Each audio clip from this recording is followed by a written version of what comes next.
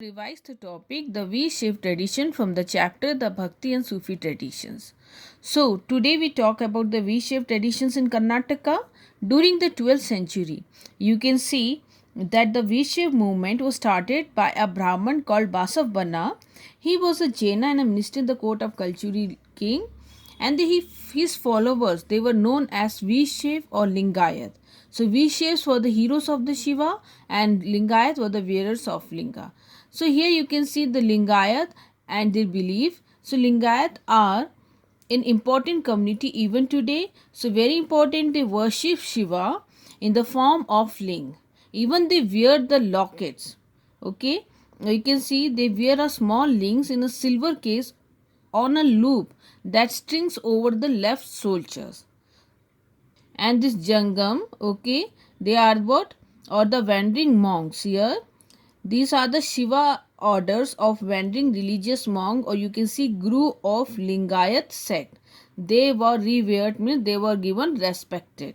So respect were given to them, and so as far we are talking about the belief and practices, so the Lingayat, they believe that after death the devotee will be united with Shiva and will not return to this world. So therefore they did not practice funerary rites such as cremations. So here when we talk about cremation, the disposal of a dead person body by burning it into ashes. So they avoid these rituals, and the reason is that they believe that after the death the devotee will be united with Shiva and will not return to this world. And as prescribed, you can see in Dharma Shastra, instead they ceremonially, you can see they buried their dead body. So now comes a challenge to the caste. So the Lingayat, they challenge the idea of caste or the pollution. Here the pollution is attributed to certain groups by Brahmins. Here they can be untouchable, a practice of Brahman. So they also question the theory of the rebirth. So their opposition to caste systems won them numbers of followers who were marginalized within the Brahminical order, social order. So they also practice such as post puberty. Here you can see puberty means that husband of their own choice. Okay, they can choose husband of their own choice, and remarriage of widow. And when we talk about our knowledge about the source of information about the V-shaped traditions, it comes from their vachnas or vachan, literally it means saying. Okay, saying the preachers of these religious leaders, the saint, composed in Kannada by those who joined the movement. Now come the religious ferment in north. Okay, the god whom they worship in temple were the worship of Shiva and Vishnu, and it was built by the rulers. Okay, often built by the rulers.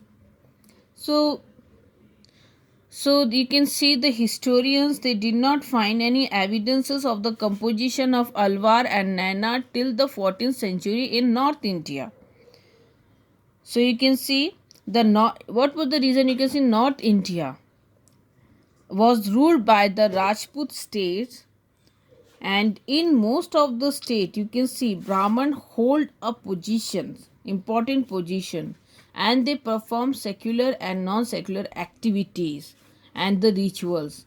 So at the time other religious leader also, they who does not function like the orthodox Brahmins were now they were gaining popularity. These were the Nath, Jogi and Siddh.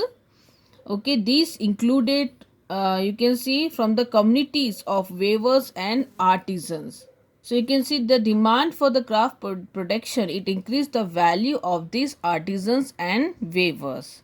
So emergence of these new urban centers and this long distance trade with Central Asia, the demand for craft increased as the production of the craft, they were well organized, and the value of the artisan and the weaver, it increasingly important with the development of the craft. So you can see the new religious leaders, okay, as they were holding a position in the society, So these new religious, they challenged the authority of the Vedas and kept their ideas and expressed themselves in local languages spoken by ordinary people. But then also, you can see popularity of these religious leaders were not in the position to win the support of the new ruling elite class. So in a new turn came in the history was the arrival of the Turks, and later we saw the establishment of the Delhi Sultanate. Okay, the power of the Rajput state and the Brahmanas who were associated with these kingdoms were now getting weakened, and then you can see these political changes had great impact in the religious and culture. The coming of the Sufi was one significant part of this development. So here comes a questions that why and which changes came in the status of the Brahmanas in North India in the 13th century. So you can see first we talk about the position of the Brahmins. Okay, then you can see emergence of a new religious leader groups, and then arrival of the Turk of and then they established the Delhi Sultanate, and then coming of the Sufi or Sufism. Now come our topics, new stand in the fabric Islamic tradition. So let me start in the 711 AD. An Arab general named Muhammad bin Qasim, he conquered the Sindh.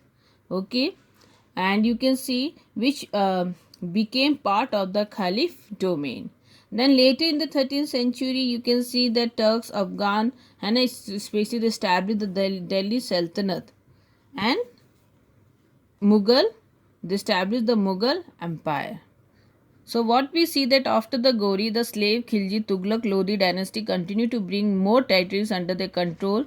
This continued with the establishment of the Mughal Empire in the 16th century, as well as many religious states that emerged in the 18th century. So theoretically, they were under the guidance of the ulama, and ulmas were the scholars of the Islamic studies.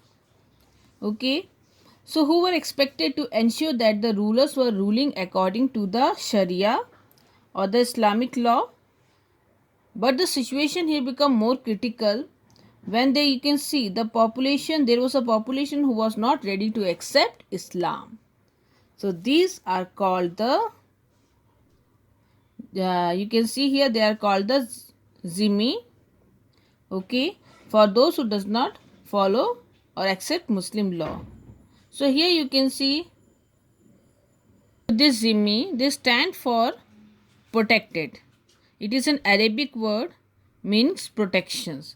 Here you can see those Jew, Christians and Hindu. So they live under the leadership of Muslim. Okay, and they pay a tax that is called jizya. Okay, here you can see that it means they gain the right to be protected by Muslim rulers. So there were other rulers who also follow liberal or flexible policy towards their subject or non-Muslims. Several rulers, they gave land grants and granted tax exemption for Hindu, Jaina, Zoroastrians, Christians and Jew religious institution, and also show respects and devotion to the non-Muslim religious leader. These grants were made by Mughal leaders like rulers like Akbar. Okay, so here comes the popular practice of Islam. So you can see the changes and the development that came from the arrival of Islam were not confined or limited to the ruling elite class. They were spread throughout the subcontinent, and it spread among different social strata. Here you can see communities like peasant, artisan, warriors and merchants. Okay, so all those who adopted this Islam, they have to accept the principles that was called the 5 pillars of the faith. So there is one God we call Allah, offering prayers 5 times. Okay, a namaz or salat, giving it means zakat or khairat, money or food given that was given to the poor, and fasting during the month of the Ramzan, performing the pilgrimage to Makkah that we call Hajj. So here you can see that a questions come, there was a diversity in practices.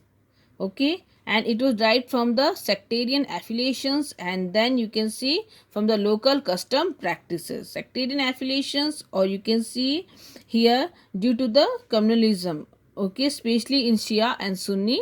So here comes Khojas, a branch of Ismailis, okay, a Shia sect. They develop a new mode of communication to spread the idea of Quran through the indigenous genre, okay. This included Jinan, here means the knowledge of devotional poems, especially in Punjabi, Multani, Sindh and Kutchi, Hindi and Gujarati, okay, and sung in special rags during the daily prayer meeting. So when we talk about these Arab Muslim traders, okay, they settled in the Malabar coast in Kerala, adopted the local languages, especially Malayalam, and then this local practices as Martilini and matrilocal. Okay, so this means that tracing descends through the mother line. And matrilocal, here you can see, is a practice where women after marriage remain in their natal homes or the parents' home, and the son and the husband and their children, they stay with her. Even you can see a complex blend of Islam tradition and local tradition, especially in the form of architecture in mosque. Okay, so some architectural features, they are universals, especially the symbolic from which they could use in their mosque, such as the orientation toward Makkah near the minbar stands.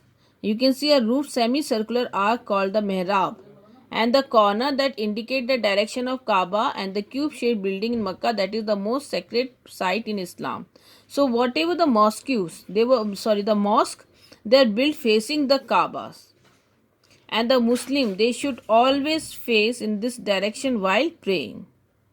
So however you can see there were several features that show variations such as roof and building, also building material. Now comes names for communities. For the religious communities, we often use a word like Hindu and Muslims. They are labeled as religious communities, okay? But the reality is that there was no word for used for a very long time. So the historian, they have studied Sanskrit texts and inscriptions dating between the 8th and the 14th century. Okay, they point out the term Musalman or Muslims was not almost never in used. So people identified them in terms of the regions from whom they came. So the Turkish ruler was designated as Turushk, and you can see Tazak for Tajikistan, and if you talk about Prashika for Persia.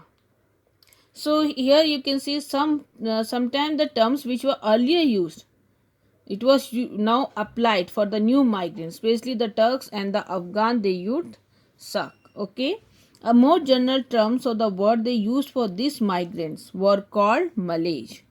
Malay indicate that they do not follow Varna or Varn, and spoke languages that were not derived from Sanskrit.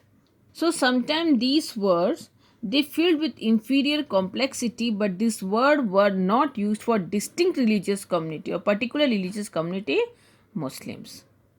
Okay, and the term Hindu was used for a variety of reasons instead of restricting it with the religion.